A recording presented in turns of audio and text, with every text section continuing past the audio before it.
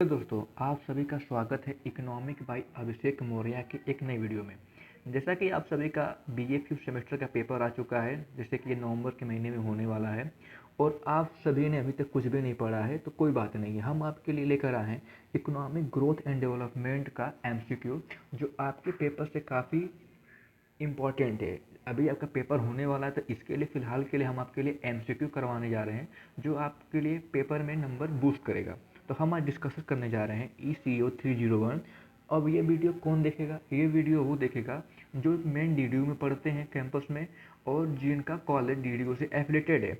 और यहाँ पे हम डिस्कस करने जा रहे हैं यूनिट 3 का, जो एमसीक्यू दीनदयाल उपाध्याय गोरखपुर यूनिवर्सिटी पे आधारित है। और ये वीडियो वो लोग देखें जहाँ पे ये जो हमारे नीचे जो सिलेबस लिखा हुआ है, theory of demographic tradition, population and limit to growth, ये जो सिलेबस है अगर आपकी यूनिवर्सिटी से मैच करता है तो भी आप वीडियो देख सकते हैं। तो हम जो ये टॉपिक लिखे हुए हैं वन बाय वन करके हम इनको डिटेल में जानेंगे और टॉपिक्स के अंदर जो जो क्वेश्चन बन सकते हैं हम वो डिस्कस करेंगे। सबसे पहले हमारा टॉपिक आता है थ्योरी ऑफ डेमोग्राफिक ट्रांजिशन आता है।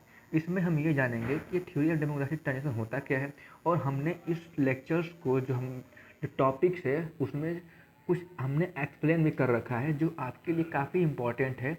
अभी हमारे पास उतना टाइम तो है नहीं ताकि आपको हम सारा चीज़ें बता सकें, लेकिन हमसे जो बना है हमने वो किया है और जहाँ से क्वेश्चन बनेंगे हमने उस टॉपिक को उसमें ऐड भी किया है। सबसे पहले यहाँ पे हमारा एक ग्राफ आता है, जो ये ग्राफ इस प्रकार है। यहाँ पे HSEELELSD लिखा हुआ है और ये सब लिखने का मतलब क्या है, यहाँ पे सारा मेंशन है कि हाई स्टेनरी कब होगा और अर्ली स्पेंडिंग क्या होता है, लेट स्पेंडिंग क्या होता है, लो स्टेनरी क्या होता है, डिक्लाइन क्या होता है। ये स्टेजेस के बारे में लिखे हुए हैं जो डेमोग्राफिक ट्रांजिशन के हैं। ये सब स्टेजेस आप एक बार इसको ध्यान से पढ़ लीजिएगा। हम अपने एमसीक्यू पे चलते हैं। सबसे पहले हमारा जो क्वेश्चन नंबर 1 है, ये क्वेश्चन नंबर क्या कह रहा है, पूछ रहा है कि the theory of demographic transitions explain. ये जो डेमोग्राफिक ट्रांजिशन का थ्योरी है ये क्या एक्सप्लेन करता है? ये एक्सप्लेन करता है relationship between population growth and development. Option number B ये क्या है, करेक्ट है। उसके बाद चलते हैं क्वेश्चन नंबर सेकेंड पे। In the first stage of demographic transition both birth and death rate are, ये दोनों क्या होगा, हाई होता है। Third question, the second stage of demographic transition is characterise by. जो सेकेंड स्टेज है डेमोग्राफिक ट्रांजिशन कैसे कैरेक्टराइज होता है, ये होता है decline death rate and birth rate पे। अब चलते हैं क्वेश्चन नंबर 4 पे। The third stage of demographic transition show, third stage क्या शो करता है, ये शो करता है declining birth rate and low death rate. Fifth question पे चलते हैं। Which are the following country generally considered in the third stage, इसमें से कौन सी कंट्री है जो थर्ड स्टेज पे आती है? इंडिया, यूएसए, बांग्लादेश, कौन सा आता है? हमारा आता है India. The demographic transition theory was first developed by, इस थ्योरी से पहले किसने डेवलप किया था? वारेन ऑप्शन ने किया था। ऑप्शन नंबर बी सही है। Which are the following which factors primarily contribute to population stabilisation in final stage, इसमें से कौन सा फैक्टर है? तो इसमें से फैक्टर हमारा है लो फर्टिलिटी रेट है। Question number 8, in demographic transition industrialisation and urbanisation mainly occur, ये कब होता है? ये होता है स्टेज सेकेंड पे। क्वेश्चन नंबर 9, द डेमोग्राफिक डिवाइडेड रिफर्स टू, ये क्या डिवाइड करता है? ये economic growth due to larger working age population करता है। The main limitations of demographic transition theory is that, क्या है, is based on historical experiences of western nation. अब चलते हैं हमारे जो टॉपिक सेकेंड है, population as limit to growth. इसमें सबसे पहले जानेंगे अब resources like land, water, mineral and energy और क्या है, ये सब लिमिटेड मात्रा में है। अब हमें लिमिटेड मात्रा में सबको क्या सप्लाई करना है। अब लिमिटेड मात्रा में क्यों भैया? क्योंकि हमारे घर में जैसे कि हम हैं तो हमारे ऑफ स्प्रिंग आएंगे, आपके भी ऑफ स्प्रिंग आएंगे, उनको रहने के लिए घर चाहिए। तो घर कहाँ बनेगा? लैंड पे बनेगा। तो लैंड क्या होगी, ऐसे कम होने लगेगी। तो उसके बाद देखते हैं the concept of population a limit to growth is associated with, ये किससे एसोसिएटेड है? ये एसोसिएटेड है माल्थस से। उसके बाद चलते हैं क्वेश्चन नंबर 12 पे। According to Malthus population increases in, population कैसे इंक्रीज करता है? ज्योमेट्रिकल रेशियो में। Malthusian theory state that food supply increases in, ये करता है अर्थमेटिकल रेशियो में। ऑफ क्वेश्चन नंबर 13 है। क्वेश्चन नंबर 14 में checks in Malthus theory are two types, ये कौन कौन से होते हैं? पॉजिटिव एंड प्रिवेंटिव होते हैं। Question number 15, a preventive checks in Malthus theory is. इसमें से मार्थस थ्योरी में प्रिवेंटिव चेक क्या है? ये हमारा है लेट मैरिज है। जब लेट मैरिज करेंगे तो हमारे जो ऑफ स्प्रिंग है जो वो क्या होंगे, जैसे कि थोड़े कम होंगे। अब क्वेश्चन नंबर 16 है, which of the following a positive check on population. इसमें से पॉजिटिव चेक ऑन पॉपुलेशन में क्या है? डिजीज है। The main criticism of Malthus theory is that it ignored है। जो मार्थस थ्योरी है ये कौन सा थ्योरी को इग्नोर करता है? ये इग्नोर करता है टेक्नोलॉजिकल प्रोग्रेस को। Population explosion refers to rapid increasing in population which organisation published the limit to growth 1972। Question number 9, इसमें से कौन सा ऑर्गेनाइजेशन था जो ये लिमिट टू ग्रोथ को क्या किया था? पब्लिश किया था। तो ये किया था हमारा क्लब ऑफ रोम ने। Question number 20, optimum population refers to. Optimum population क्या रिफर करता है? ये रिफर करता है population that maximize per capital income.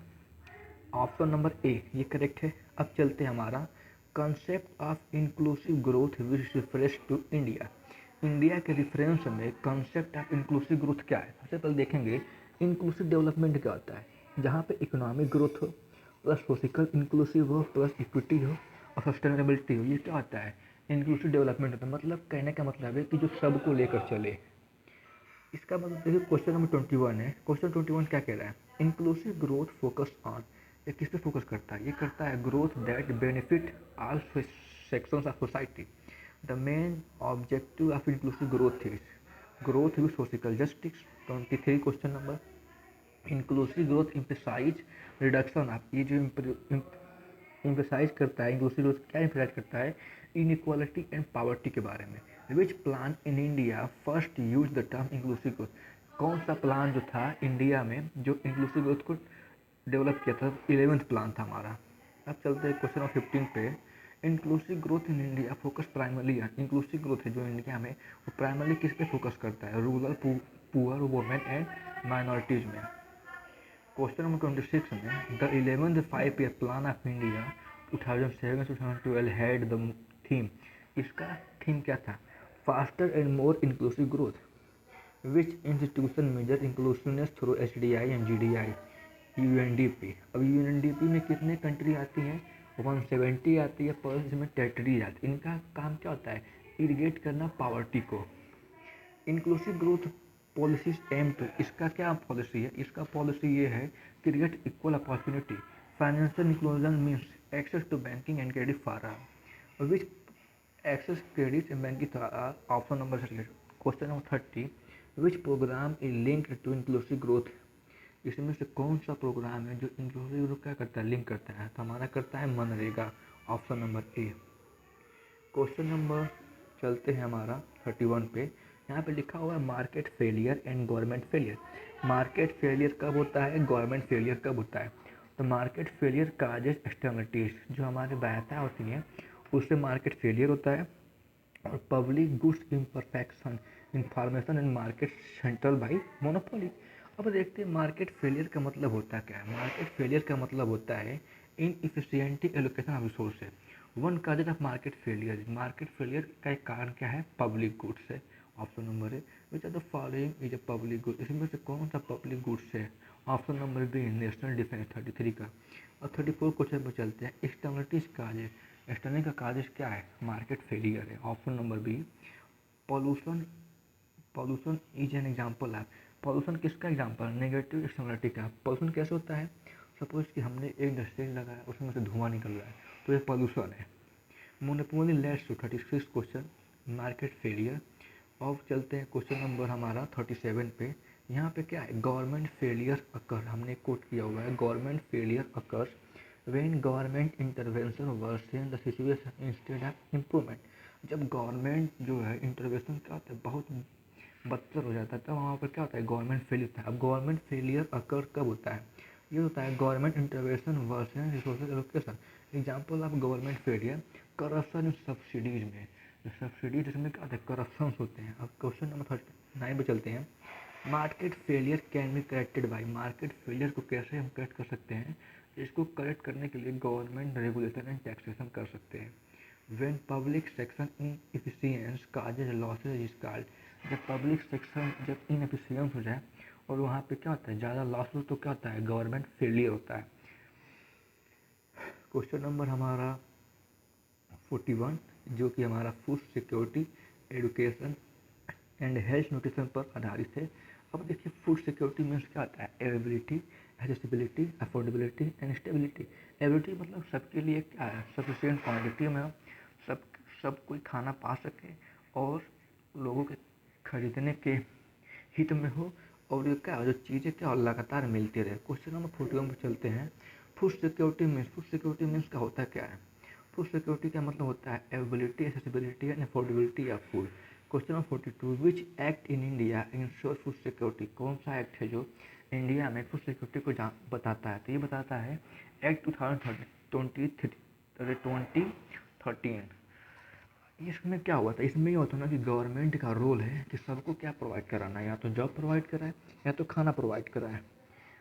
अब इसमें है question number 43 the public distribution system is aimed at. जो पब्लिक पीडीएस है इसका एम क्या है, इसका एम है ensuring food security for poor. इसमें जो गरीब लोग हैं उनको क्या करें, खाना प्रोवाइड कराएं।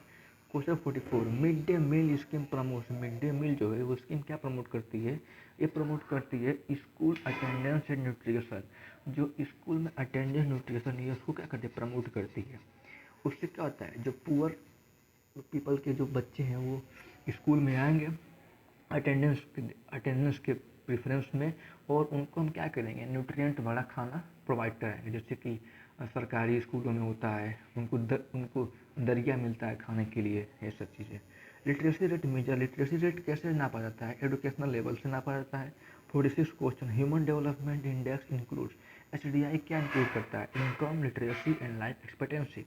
लाइफ एक्सपेक्टेंसी का मतलब क्या होता है कि सबकी लाइफ कैसा हो, एक बेहतर हो। Question number 47, Indian literacy rate 2011 is approximately, Indian literacy rate कितना है, तो ये 74% है। Malnutrition primary result from, malnutrition का प्राइमरी रिजल्ट क्या होता है, इसका प्राइमरी रिजल्ट ये होता है कि जैसे कि हम over creating, lack of balance diet, high income, industrialization and. इसका में क्या होता है मालन्यूट्रिशन का, इसमें होता है हाई इनकम, जहाँ पे इनकम हाई होगी वहाँ पे क्या होता है, मालन्यूट्रिशन प्राइमरी रिजल्ट फ्राम आता है। उसके बाद चलते हैं क्वेश्चन नंबर हमारा 49 पे। The health indicator IMR stand for. जो हेल्थ इंडिकेटर है IMR, ये क्या स्टैंड करता है, ये स्टैंड करता है इन्फेंट मोर्टेलिटी रेट को करता है। उसके बाद क्वेश्चन नंबर ये जो है 50, Indian flagship health scheme. India का जो फ्लैगशिप हेल्थ स्कीम है वो क्या है, ये है हमारा आयुष्मान भारत है। अब ये हमारा 50 क्वेश्चन कंप्लीट हो चुके हैं। जो DDU में 50 क्वेश्चन जैसे आते हैं हमने वैसे आपको करवा दिए हैं। अब हम मिलते हैं इसके सेकंड पार्ट में जो कि कल आएगा। तब तक के लिए राधे राधे।